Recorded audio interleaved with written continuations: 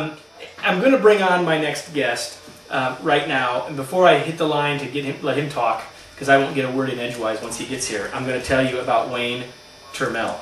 And Wayne has a website that's greatwebmeetings.com, and Wayne he's a really, really smart guy about webinars and how to run them and how to use them, how to use the technology, how to make them work best.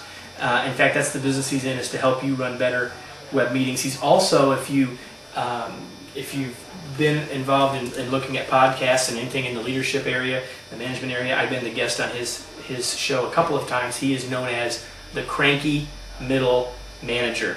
Are you there, Wayne? I am indeed. Hey, this is my friend Wayne Turmel, everyone, and he is the cranky middle manager and I'm going to just expose you for who you are right now, Wayne. You're really not cranky. You are on that podcast and on that blog, but you're really not. So just actually tell us, everybody, about Great Web Meetings, and I know you're doing something really cool right now. So tell us about that. Well, Great Web Meetings is really about the fact that so many of us now are using web meetings. We have to manage remotely. We're being asked, those of us that sell are being asked not to travel. We're supposed to use, here's a WebEx license, try not to hurt anybody.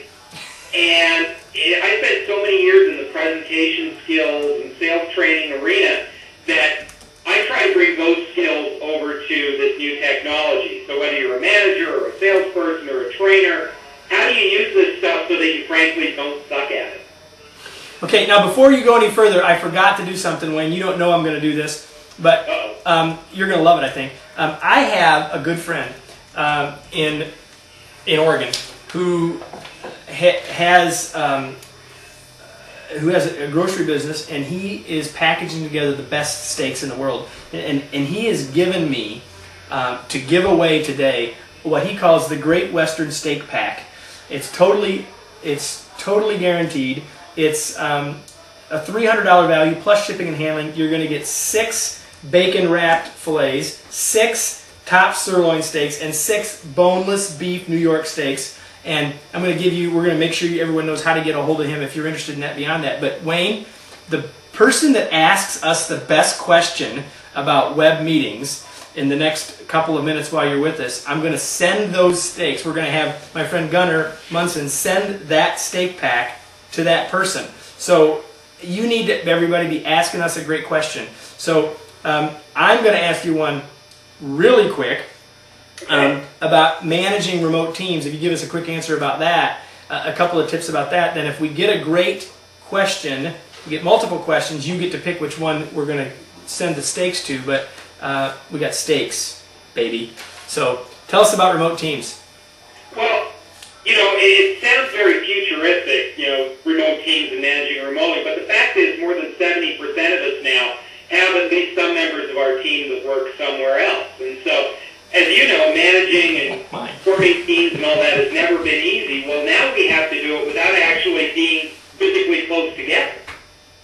Absolutely. So how do we maintain those human connections? How do you create common goals, trust, all that good stuff? And so one of the things that I would really urge people to do is quit using web meetings and teleconferences as broadcasts and really make them interactive. And they can be so much more interactive than they are. That's fantastic. I mean, because, too many meetings face-to-face are broadcasts. PowerPoint fests. So that's great. That's great advice, remote or otherwise, right? But I think your point is remotely it's even more important, and I think that's great. So I don't know. I'm looking to see if Jenny has gotten any questions. Well, I can just talk about that for a minute, Kevin. I was on it with a big client of mine the other day, and we were doing a training on managing remote teams, and she actually stopped the meeting and said, I've never been on one of these where there was participation before. This is really kind of cool. And I think that's the challenge, is for those of us managers to understand what the tools can do so we can use them right. What a shock, right? Yeah. What a shock that we might actually, be able to do something successful remotely and have it be interactive, right? So far we have three. One is an antique tractor question, and Pat, I will get to your antique tractor question. Angie, don't let me forget. Well, the answer to that one is John Deere in 1912. Okay, everyone can see the question, right? It is John Deere, but it's not 1912. The oldest John Deere I own is 1953. It's a John Deere 60. That's the oldest John Deere I own. The oldest tractor I own is a Farmall, 1939 BN, repainted black and gold. I'll tell that story later. That's not just a tractor story. That's a Purdue story. So we got a couple of questions. You've seen them. You can see the questions there. So we're going to give people a chance to, if you've still got a question, to have a chance to win the $300 worth of steaks in the Great Western Steak Pack from my good friend Gunnar Munson in Oregon. And for those of all of you that are RSVPing, we're going to give you all this information. So if you want to learn more about any of the stuff, any of the people, any of what's going on, we're going to have all of that. And if you got RSVP, because we're going to have all that for you, but we're also going to have party favors that you don't even know about, and I haven't even figured out what they're all going to be yet. Wayne, you've got at least 2 questions there. We'll give people a little longer to ask a question, to have a chance to be in the contest. But why don't you just pick? Why don't you answer Nana's question there? And for those of you that aren't looking down at the chat, it says, do you have a proactive checklist to create a successful web meeting? Yeah, I do. As a matter of fact, you need to have a proactive checklist to do any web presentation, simply because it's too much multitasking otherwise. Not only do you have to run the meeting, be brilliant, you can't see anybody, but there's this technology that could crash on you at any moment, and oh my God, my head's going to explode. So one of the things that we really urge, whether you're doing a sales presentation or a webinar or anything else, is to plan it out. Understand who does what with which and to whom. How are you going to do the handoff? And when are you going to get participation? Plan for it. Because if you just start presenting, you're going to forget about little things like that. And that's what makes the difference to whether the tool is used well or not.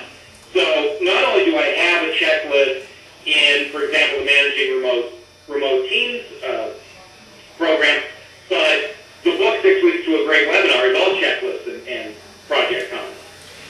What did you say? 6 weeks to a great webinar? 6 weeks to a great webinar. Okay. Excellent.